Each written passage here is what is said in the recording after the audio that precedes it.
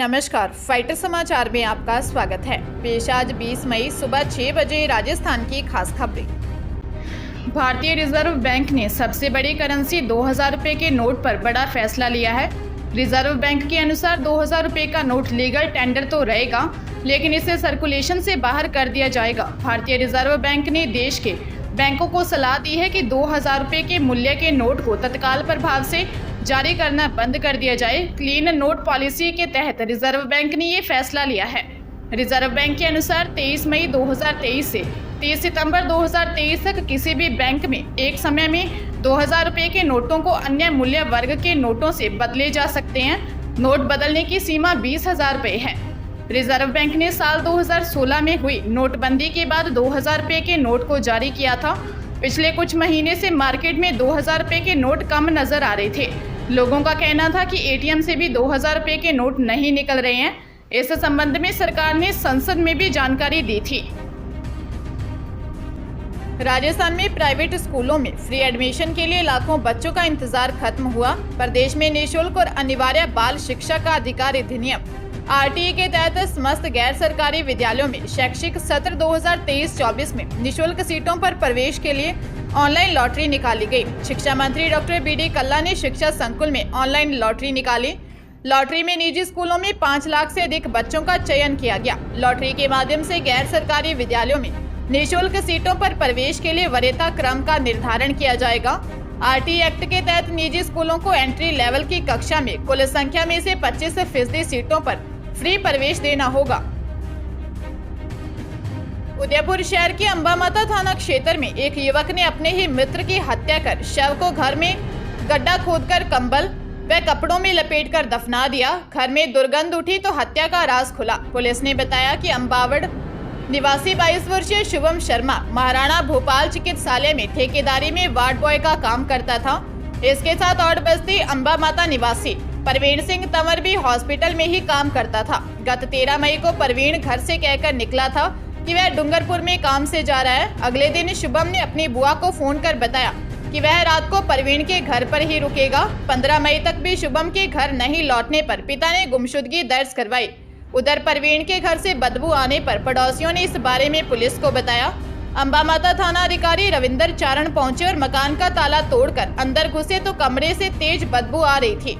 कमरे में उखड़े हुए 3 पत्थर को हटाकर खुदाई की तो कंबल व कपड़ों में लिपटा शुभम का शव मिला। प्रवीण ने शुभम की हत्या करने के बाद शव को फर्श से हटाकर लाश को दबाकर पत्थर जमाकर फरार हो गया। पुलिस आरोपी की तलाश कर रही है। भारतीय सिविल सेवा आईएएस प्रारंभिक भर्ती परीक्षा 28 मई को है। प्रदेश में यह परीक्षा उदयपुर, जयपुर, जोधपुर और अजमेर शहरों में होगी, जिनमें करीब 25,000 अभ्यर्थियों के शामिल होने की संभावना है। पहली पारी का पेपर सुबह 9:30 बजे से 11:30 बजे तक और दूसरी पारी का दोपहर 2:30 बजे से शाम 4:30 बजे तक होगा। अभ्यर्थियों को केंद्रों पर तय समय से 10 मिनट पहले तक ही प्रवेश दिया जाएगा। परीक्षार्थी सिंपल कलाई घड़ी पहन सकेंगे। मास्क पहनना अनिवार्य रहेगा। ग्रुप ए व ग्रुप बी सेवाओं में भर्ती के लिए आयोग द्वारा हर साल आयोजित की जाने वाली प्रारंभिक परीक्षा में देश भर से करीब 9 लाख अभ्यर्थी पंजीकृत होते हैं। हालांकि इनमें से 4 से 5 लाख ही परीक्षा देते हैं। ऐसे में परीक्षा केंद्रों पर अभ्यर्थियों की संख्या कम या ज्यादा हो सकती है। संघ लोक सेवा आयोग ने प्रवेश पत्र जारी कर दिए हैं। उदयपुर के नाई थाना क्षेत्र में बदमाश ने बहन के घर जाती विवाहिता का अपहरण कर लिया, फिर 5 माह की बेटी को मारने की धमकी देकर दुष्कर्म किया। आरोपी ने पीड़िता की चेन, नकदी और मोबाइल भी लूट लिया। पीड़िता ने थाने में दर्ज रिपोर्ट में बताया कि वह अपनी बहन के घर जाने के लिए निकली थी। बस स्टैंड पर उतरकर अपनी 5 माह की बेटी के साथ पैदल बहन के घर जा रही थी। रास्ते में अलसीगढ़ फला कात्या निवासी महेंद्र मीणा साथी के साथ आया और दोनों ने पहले पर्स छीना, फिर गोद से बच्ची को भी छीन लिया। इसके बाद आरोपी महेंद्र ने बच्ची को जान से मारने की धमकी दी और पीड़िता को बाइक पर बैठाकर पहाड़ियों में सुनसान जगह पर ले गया।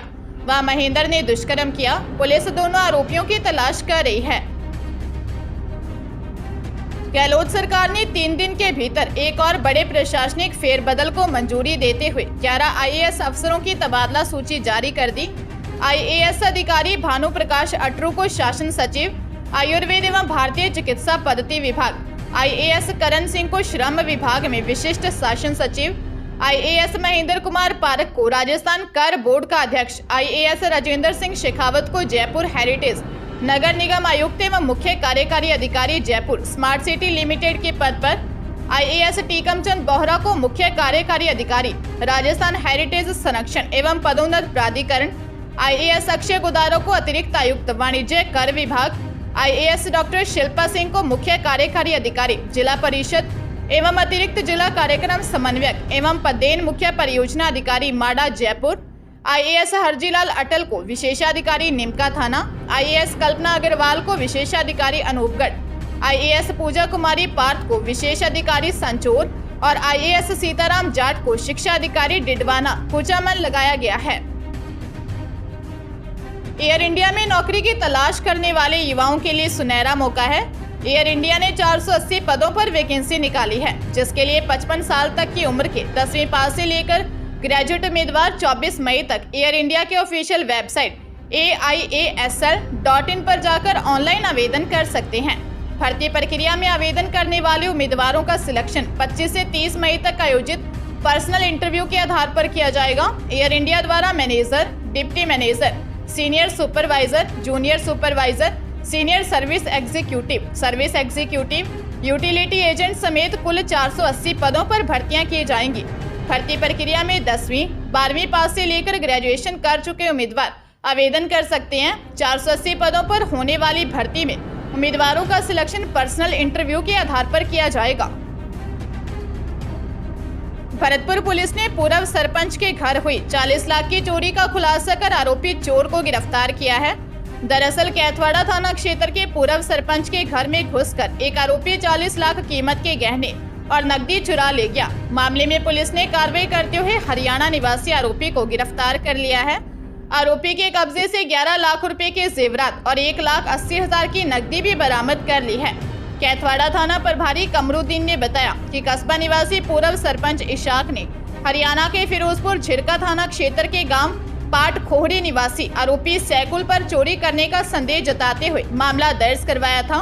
पुलिस ने 21 वर्षीय आरोपी सैकुल को उसके गांव से धर दबोचा। पुलिस आरोपी से पूछताछ करने में जुटी हुई है। राजस्थान में इसी साल होने वाले विधानसभा चुनाव से पहले राज्य सरकार ने वरिष्ठ नागरिकों को बड़ी सौगात दी है। देवस्थान विभाग की वरिष्ठ नागरिक तीर्थ यात्रा योजना के तहत तीर्थ भ्रमण इस बार जून से शुरू होगा। हर बार यह यात्रा अक्टूबर से शुरू हुआ करती थी। इतना ही नहीं, इस बार लाभार्थियों की संख्या 20,000 से बढ़ाकर 40,000 की गई है, जिनमें से 36,000 को रेल और 4,000 को हवाई जहाज से यात्रा करवाई जाएगी। हिंदुओं को साधने के लिए सबसे चर्चित अयोध्या स्थित राम मंदिर को भी इस बार यात्रा में शामिल किया गया है। इसके साथ ही बुजुर्गों को बॉर्डर टूरिज्म का दीदार भी करवाया जाएगा, यानी भक्ति के साथ ही देशभक्ति का जज्बा भी देखने लायक रहेगा। देवस्थान विभाग ने आबादी के अनुपात में जिले के अनुसार यात्रियों का शेड्यूल जारी किया है। सबसे ज्यादा 3,864 यात्री जयपुर से होंगे। इनमें 386 यात्री हवाई जहाज और 3,478 यात्री रेल से रवाना होंगे। डूंगरपुर जिले में सड़क हादसा हो गया। यहाँ 84 थाना क्षेत्र के गेंजी घाटा के पास 2 बाइक के बीच जोरदार टक्कर हो गई। हादसे में चाचा की मौत हो गई, जबकि भतीजा घायल है। हादसे के बाद परिवार में मातम का माहौल है।